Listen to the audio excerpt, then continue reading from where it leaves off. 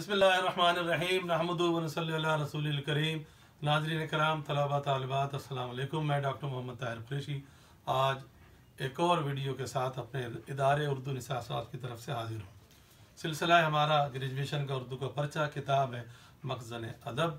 सवाल है सवाल नंबर 5 उर्दू लाजमी का पर्चा, और सवाल नंबर 5 का अलिफ, जिसमें आम तौर पर गज़ल के अशार की तशरीह आती है। इससे पहले हम कई शोरा की गज़ल पर तशरीह पेश कर चुके हैं। हमें उम्मीद है कि आपने वो वीडियो देखी होंगी। आज हमारे शायर हैं हसरत मोहानी, सैयद फजलुल हसन हसरत मोहानी, रईसुल मुतगज़्ज़िलीन। उनके तारुफ में आप चंद बातें लिखेंगे, मैं चंद अर्ज कर देता हूँ। लिखने तो आपको 2-3 ही जुमले, ज़्यादा नहीं लिखना है, क्योंकि असल सवाल तो तशरीह का है, शायर पे तबसरे का नहीं है। लेकिन मोटी मोटी बातें में कि 20वीं सदी में जब नज़्म मकबूल हो गई थी, ख़ास तौर पे हाली और इकबाल की, और भी कुछ शायर आ गए थे, तो और फिर दाग ने गज़ल में तकरीबन सारी बातें कह दी थी, तो ये तसव्वुर फैल गया था कि अब गज़ल में कोई नई बात कहना, अब मोहब्बत में कोई नया जाविया निकालना मुश्किल है। इसलिए अब गज़ल के बजाय नज़में कहनी चाहिए। इकबाल की शायरी ने धूम मचा रखी थी, उधर से फिर ज़फ़र अली ख़ान भी मैदान में आ चुके थे, हाली पीछे मौजूद थे। इन सब ने मिलकर नज़म को उरूज पर पहुँचा दिया था, और गज़ल के ख़िलाफ़ सरेआम बातें होने लगी थी कि इसकी गर्दन मार देनी चाहिए। ऐसे मौके पर 3-4 शायरों ने गज़ल को दोबारा मकबूल बनाया, उसका दामन थामा।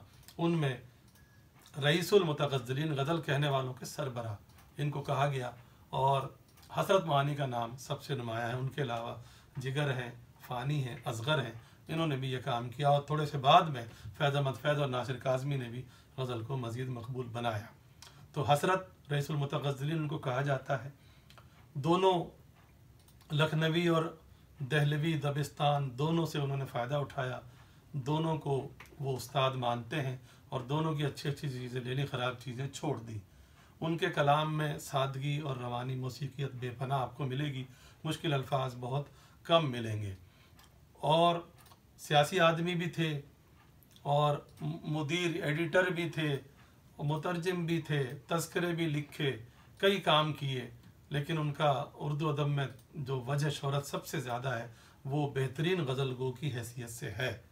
और गज़ल में उन्होंने जो कमाल किया है, शायरी उनकी भी मामला बंदी की शायरी, मोमिन की तरह दाग की तरह, लेकिन कमाल क्या किया है, कमाल ये किया है कि हसरत से पहले जो उर्दू शायरी का महबूब था, वो किसी और ही दुनिया का बाशिंदा मालूम होता था। हमारी दुनिया में तो ऐसा अनोखा महबूब होता नहीं था, यानी कि बिल्कुल ही उसका तसव्वुर ही अजीब था, ख़याली महबूब, जो कि इस दुनिया में मुमकिन था नहीं। यानी आसमान पे कहीं हो तो हो, दुनिया में तो नहीं था। बाकी शायरों के महबूब आसमान पर थे, हसरत अपने महबूब को ज़मीन पर ले आए। हसरत ने इश्क और मोहब्बत को घरेलू बना दिया, ये उनका बड़ा कमाल है। और बातें ऐसी की कि इंसान सोचे कि हाँ यार, ऐसा हो तो सकता है, हाँ मेरे साथ भी ऐसा हुआ था। अपने ज़ाती तजुर्बे को उन्होंने इस तरीके से बयान किया। कई जगहों पर उन्होंने जो इश्क की वारदातें बयान की हैं, वो हकीकी हैं, क्योंकि उनको अपनी बेगम से बहुत मोहब्बत थी, वही उनकी महबूब थी। और अच्छी खासी शायरी में जो महबूब है, वो उनकी बेगम ही है, वो भी ऐसी ही जानिसार थी। और जब हसरत को अंग्रेज़ बार बार कैद कर लिया करते थे, तो वो उनको तसल्ली देने के लिए आती थी कि ख़बरदार जो अंग्रेज़ से माफ़ी मांगी। उर्दू शायरों में बहुत कम है जो गुफ्तार के साथ साथ किरदार के भी धनी हों, किरदार के भी गाजी हों। वरना शायर हज़रात लंबी लंबी बातें तो बहुत करते हैं, अमल वमल उनका ऐसा कुछ ख़ास होता नहीं है। लेकिन अगर चंद शायरों का नाम लिया जा सकता है, तो उसमें हसरत मोहानी सर फहरिस्त हैं, जो दिल में वही ज़ुबान पर बिल्कुल खरे, बेरिया, खालिस, किसी से ना डरने वाले। मुस्लिम लीग के इजलास में, भरे इजलास में कायद आज़म को टोक दिया करते थे, और किसी की मजाल नहीं होती थी कि उनको रोके। कायद आज़म भी इस बात की तारीफ़ करते थे। वो ना वो अंग्रेज़ों से डरे, ना वो कांग्रेस से डरे, ना वो मुसलमान रहनुमाओं से डरे, जो दिल में वही ज़बान पर। निहायत सादगी से ज़िंदगी गुजारी, 18 हज किए अक्सर पैदल, कभी ज़िंदगी भर गैर मुल्की कपड़ा नहीं पहना। और उर्दू शायरी का कोई भी ज़िक्र हसरत के बगैर मुमकिन नहीं है। मौजू उनका मामला बंदी, मोहब्बत और महबूब के मामला, ज़बान सादा, दिल नशी, रवानी, मौसीकी, तरन्नुम उनकी शायरी की खुसूसियत है। अब देखिए मतला, मिलते हैं इस अदा से कि गोया खफा नहीं, क्या आपकी निगाह से मैं आशना नहीं। اس کو سیدھا کریں، اس ادا سے ملتے ہیں کہ گویا خفا نہیں ہے ہمیں لگانا پڑے گا تب جملہ پورا ہوگا۔ اگلے مصرعے کو نثر بنائیں گے، کیا میں آپ کی نگاہ سے آشنا نہیں ہوں لگانا پڑے گا تاکہ جملہ پورا ہو۔ وہ اس ادا سے ملتے ہیں، ادا سے مطلب اس طریقے سے، انداز سے۔ شاعر اپنے محبوب کے بارے میں کہہ رہا ہے کہ مجھ سے ملتے تو ایسے ہیں جیسے خفا نہیں ہے، ناراض نہیں ہے، لیکن میں اپنے محبوب کو زیادہ جانتا ہوں، اسی لیے کہہ رہا ہے کہ میں آپ کی نگاہوں کو جانتا نہیں ہوں، مجھے معلوم نہیں ہے آپ کی نگاہیں کچھ کہہ رہی ہیں اور حرکت عمل کچھ اور کہہ رہا ہے، یعنی آپ بظاہر تو مل رہے ہیں لیکن آپ کی آنکھوں میں وہ تفاق، وہ محبت، وہ مروت، وہ اخلاص، وہ خلوص ہے ہی نہیں۔ آپ دنیا دکھاوے کے لیے آپ ظاہری طور پر خوش اخلاقی سے تو مل رہے ہیں، اچھی طرح تو مل رہے ہیں، لیکن آپ کی نگاہوں میں وہی اجنبیت ہے، وہی مغایرت ہے۔ تو میں تو آپ کی نگاہوں سے اچھی طرح واقف ہوں، مجھے پتہ ہے آپ مجھ سے دل سے نہیں مل رہے۔ تو خیال کوئی پیچیدہ نہیں ہے، حسرت کے ہاں بھی کوئی بہت گہرا فلسفہ آپ کو نہیں ملے گا، سیدھی سادھی بات کرتے ہیں جو کہ ممکن ہو، زیادہ تر ان کے خیالات بالکل سامنے کی بات ہوتی ہے۔ تو ایسا ہوتا ہے کہ آپ سے لوگ اس طرح مل رہے ہوتے ہیں، اور یہ صرف محبوب پر نہ آپ اس کو منطبق کیجئے، اس کا اطلاق صرف محبوب پر مت کیجئے، عام لوگوں میں بھی تو ایسا ہوتا ہے۔ بہت سے لوگ دوست بن کے مل رہے ہوتے ہیں۔ فراز نے کہا تھا نا کہ تم تکلف کو بھی اخلاص سمجھتے ہو فراز، دوست ہوتا نہیں ہر ہاتھ ملانے والا۔ وہ بات تقریباً یہاں پر بھی ہے کہ لوگ تکلف سے اس طرح مل رہے ہیں لیکن نگاہوں میں اجنبیت ہے۔ تو شاعر تو ایک ایک چیز سے واقف ہے محبوب کی، اس لیے کہہ رہا ہے مجھے پتہ ہے آپ اندر سے ناراض ہیں، بس ایسے ہی مل رہے ہیں، کوئی محبت وحبت سے نہیں مل رہے۔ تو مرکزی خیال یہ ہے کہ شاعر کا محبوب بظاہر اس سے اچھی طرح ملتا ہے لیکن شاعر اس کی خفگی کو جانتا ہے۔ اگلا شعر ہے، تسکین ہم نشیں سے بڑھا درد اور بھی، یعنی غم فراق کی کوئی دوا نہیں۔ اس کو ہم سیدھا کریں، تسکین ہم نشیں سے درد اور بھی بڑھا، یعنی غم فراق کی کوئی دوا نہیں ہے لگانا پڑے گا تب فعل ہوگا۔ تسکین تسلی، ہم نشیں ساتھی، ہم نشیں کا ویسے لفظی مطلب نشیں بیٹھنے والا، ہم نشیں ساتھ بیٹھنے والا، مراد ساتھی دوست۔ تسکین ہم نشیں، پہلے سیدھا کریں، ہم نشیں کی تسکین سے، ہم نشیں کی تسلی دینے سے، دوست کے تسلی دینے سے درد اور بھی بڑھ گیا۔ یعنی دوست یار تو تسلی دینے کے لیے آتے ہیں، میں درد میں ہوں، پریشانی میں ہوں، تکلیف میں ہوں، دکھ میں ہوں، تو دوست میری ہمدردی میں آ رہے ہیں، تسلی دے رہے ہیں، لیکن بجائے درد کم ہونے کے اور بڑھ رہا ہے۔ تو اس سے شاعر نے نتیجہ نکالا، یعنی اس کا مطلب ہے غم فراق کی کوئی دوا ہے ہی نہیں۔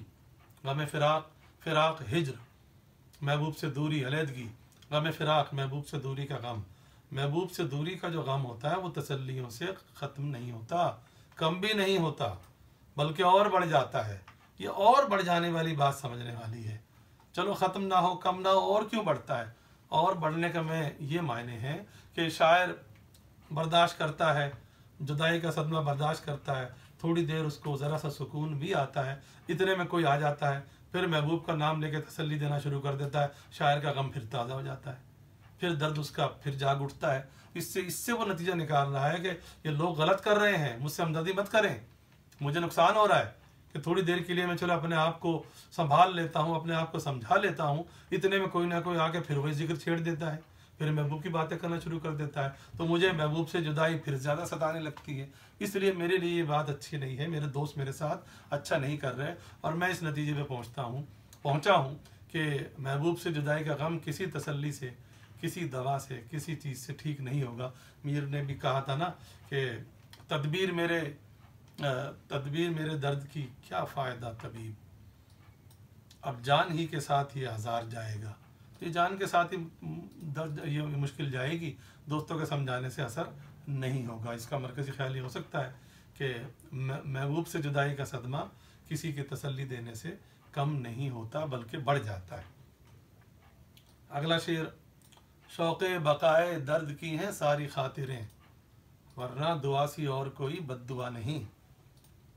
ساری خاطریں شوق بقائے درد کی ہیں، ورنہ دعا سی اور کوئی بد دعا نہیں ہے۔ اب بولیں گے تو ایسے ہی بولیں گے، ہماری آسان کریں، شوق بقائے درد، کتنی بھی بڑی ترکیب ہو، کتنا بھی بڑا مرکب لفظ ہو، سیدھا کیا کریں الٹی طرف سے، درد کے بقا کا شوق، درد کے بقا کا شوق ہے، اس کی ساری خاطریں ہو رہی ہیں۔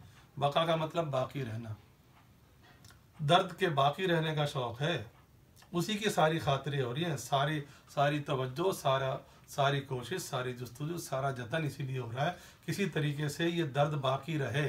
कौन सा दर्द? शायरी में एक ही दर्द था, मोहब्बत का। यानी शायर मोहब्बत के दर्द से जान छुड़ाना नहीं चाहता, छुटकारा हासिल करना नहीं चाहता। ये दर्द उसको अजीज़ है। कहना हमें दर्द इतना अजीज़ है कि हमारी सारी कोशिश है कि ये दर्द बाकी रहे। इसी के लिए सारी खातिरें, सारी कोशिशें हो रही हैं, सारे जतन हो रहे हैं। वरना दुआ सी यानी दुआ जैसी बद्दुआ और कोई नहीं है मेरे लिए। यानी अगर कोई मेरे लिए दुआ करता है कि ऐ खुदा इसकी जान छूट जाए, इस दर्द से इसको नजात मिल जाए, इसको छुटकारा मिल जाए, तो मेरे लिए दुआ नहीं है ये। क्यों? ये मेरे लिए बद्दुआ हो जाएगी। क्यों? अगर दुआ पूरी हो गई तो हो भी सकती है, तो मैं मोहब्बत के दुखों से, मोहब्बत के गमों से मेरी जान छूट जाएगी। ठीक है ना, लेकिन ये तो मैं चाहता ही नहीं हूँ। मेरी तो सारी कोशिश ये है कि ठीक है मोहब्बत मुझे नहीं मिल सकी, महबूब हासिल नहीं हो सका, लेकिन मोहब्बत का दर्द तो मिल गया। तो मैं मोहब्बत का दर्द मुझे बहुत ज़्यादा अजीज़ है, इसको बरकरार रखने के लिए मेरी सारी जस्तजू है। इसलिए कोई मेरे हक़ में दुआ ना करे, वो मेरे हक़ में बद्दुआ बन जाएगी।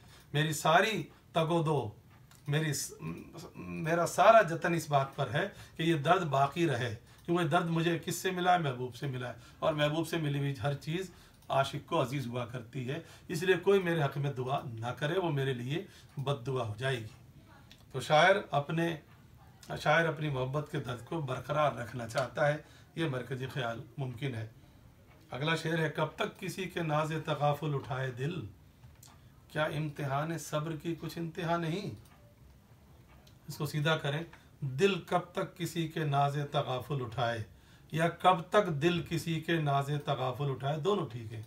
असल बात है कि फ़ेल आखिर में आना चाहिए, क्योंकि जुमले में फ़ेल आखिर में होता है। ये बात मैं बार बार कहता रहूँगा ताकि आपके जहन में ये तरीका पुख्ता हो जाए कि नसर कैसे बनाते हैं। फ़ेल को आखिर में ले जाते हैं, बाकी अल्फाज को कोई ख़ास उसूल नहीं है कि अगर हम बोलते तो कैसे बोलते।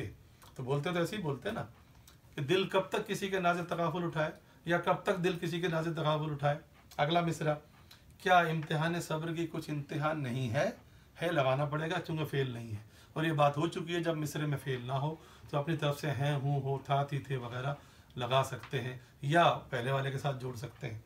चलिए अभी नाज तगाफुल पहले भी लफ्ज़ आ चुका है। गफलत के नाज, गफलत के नखरे कब तक उठाए। मेरा दिल किसी की गफलत के नखरे कब तक उठाए, किसी की गफलत को कब तक बर्दाश्त करे। क्या इम्तिहान सब्र सीधा कीजिए उसको, सब्र के इम्तिहान की कोई इंतहा नहीं है, हद नहीं है। यानी आखिरकार मैं भी इंसान का बच्चा हूँ, मैं भी भाई उसके नखरे उठा उठा के मैं थक गया हूँ, तो थक कर बोल रहा है। अभी अजीब सी बात है, आशिक हज़रात आमतौर पे महबूब का जुल्म सितम सहने से या नाज नखरे उठाने से थकते तो नहीं हैं, लेकिन बहरहाल आशिक भी तो इंसान ही तो है ना। तो शायर थक गया है, उसके नखरे, उसके चौंचले, उसके जुल्म सितम बर्दाश्त कर करके अब कह रहा आखिरकार ये सिलसिला कब तक चलेगा। क्या मेरा इम्तहान, मेरे सब्र का इम्तहान कभी ख़त्म होगा। इसका मतलब है शायर परेशान हो गया है महबूब के जुल्म सितम और उसके नाज नखरे उठा उठा कर, इसीलिए बज़ाहिर सवाली अंदाज में पूछ रहा है क्या मेरा इम्तहान कभी ख़त्म नहीं होगा। कहना है चाह रहा भी इसको ख़त्म होना चाहिए, बहुत हो गई है, मेरी बर्दाश्त से अब बाहर होता जा रहा है। आखिर आशिक हूँ तो क्या हुआ, इंसान तो हूँ। तो इसका मरकज़ी ख्याल ये हो सकता है कि शायर महबूब के नाज नखरे उठा उठा कर थक चुका है या तंग आ चुका है। आखिरी शेर मक्ता है, उसको मुख्तसर समझ लीजिए। इसमें दावा है अपनी शायरी का, और जिनसे इस्तिफादा किया है उनका जिक्र है कि हसरत मेरे कलाम में मोमिन के रंग हैं, मुल्क सुखन में मुझसा कोई दूसरा नहीं। मोमिन के रंग के ऊपर फ़ख्र का इजहार किया है। तो यही कह रहे हैं, मेरी जो शायरी है इसमें मोमिन का अंदाज झलकता है, इसलिए मुल्क सुखन, सीधा करें सुखन का मुल्क, सुखन शायरी को भी कहते हैं, गुफ्तगू को भी। शायरी के मुल्क में मेरे जैसा कोई नहीं है, मेरे जैसा कोई दूसरा नहीं है, मुझ जैसा कोई दूसरा नहीं है। क्यों दूसरा नहीं है कि मेरा कलाम कोई मामूली कलाम थोड़ी है, मोमिन खान मोमिन के अंदाज में है, जो उर्दू के एक बहुत बड़े गज़ल गो गुजरे हैं। तो नाज़रीन किराम और तलबा व तालिबात, इंशाअल्लाह हम मज़ीद वीडियो के साथ आपकी खिदमत में हाजिर होंगे। और जिन लोगों ने अभी तक सब्सक्राइब नहीं किया उनसे दरख्वास्त है कि चैनल को सब्सक्राइब कीजिए, लाइक कीजिए। और तलबा तालिबात को हिदायत की जाती है कि कमेंट्स के हिस्से में अपना रोल नंबर, अपना नाम और अपनी क्लास ज़रूर लिखिए ताकि उनकी हाज़िरी हो जाए। ये वीडियो उनके ऑनलाइन लेक्चर का मुतबादिल है। बहुत शुक्रिया।